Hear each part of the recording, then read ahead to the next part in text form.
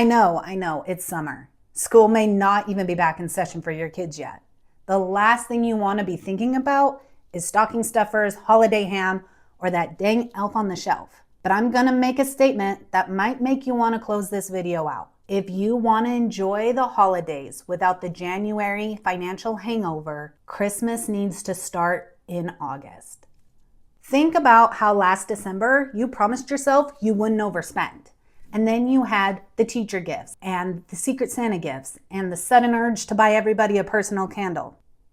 Just me? By December 23rd, you'd been swiping your card so much, you had just decided you'd figure out the credit card bill in January. But then January hits, all the festive feelings are gone, and all you end up with is a massive credit card bill. You spend the first 3 months of the new year paying off the ghosts of Christmas past. If that cycle sounds exhausting to you, I have incredible news to you. Christmas is not a surprise. It is a budget blueprint true expense. And today I'm going to show you 4 steps to cash flow the holidays stress-free.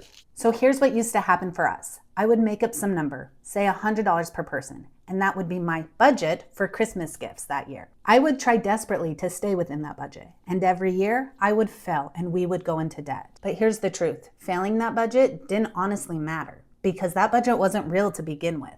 The first 100 that I was budgeting was all credit card debt anyway. There was no plan, there was no budget, there was no real money, it was all an illusion. Does this sound familiar? Ignoring big expenses doesn't make them disappear. In fact, it likely will make it more expensive.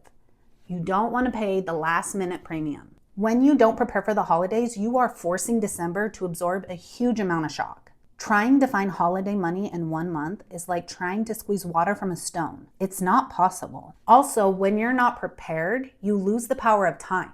When you're running through the stores in December, you're not looking for sales. You're buying what you need on your list, even if it's overpriced. By shifting your holiday timeline to start in August, you are giving yourself a 5-month runway. You are turning a steep mountain into a slow hill. Now look, next year, we're going to start in January, and we're going to give ourselves a full 12 months to prepare for the holidays. But for now, we'll start in August. We'll take our 5 months, we'll prepare, and we'll still win. Let's break down the actual math, because once you see this on paper, you'll never think about December the same way again. Now, I mean everything. You need to write down everything you want to spend. The family pajamas, all of the gifts, the potlucks, the Secret Santas, everything you anticipate you are going to need. So let's say it's $1,000. Now, if you wait till November, that's an extra $500 in November and an extra $500 in December. For most household budgets, that's enough to break the budget. But look what happens when you start right now. If you start in August, that $1,000 or $500 in November and $500 in December has now turned into $200 starting in August.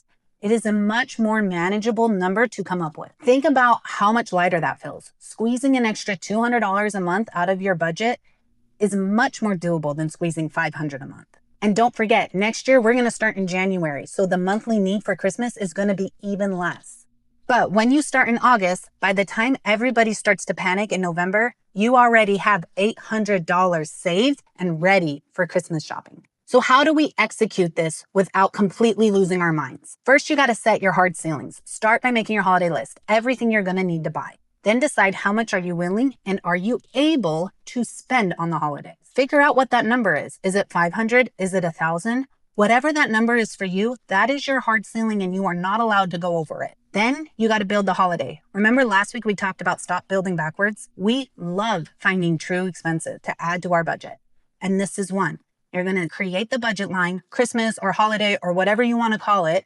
Take your hard ceiling number, divide it by 5, and make that number your target starting in August. Now you got to make your reverse gift list. Now that you have your hard ceiling number, you need to take your list of everything you need to buy for the holidays and you need to allocate money from your hard ceiling number to that list. Make sure your list does not go over your hard ceiling number. And lastly, you need to become a seasonal sniper. Starting in August, you're going to start having money in your budget for Christmas. When you see a toy go on sale in September or a great deal on an item in October, you should buy it. You're not panic buying, you're strategically planning your holiday out. The holidays are supposed to be about connecting and family and joy. They're not supposed to be about financial stress or the loom of the bill that's coming in January. When you start your Christmas planning early, you're not being obsessive, you're being protective. You're protecting your peace, you're protecting your progress, and you're protecting your family's financial future. If you want to see my full list of true expenses that I have on my personal budget, download the budget blueprint in the link below. This is the exact framework that I use to keep our holidays 100% cash funded and stress-free.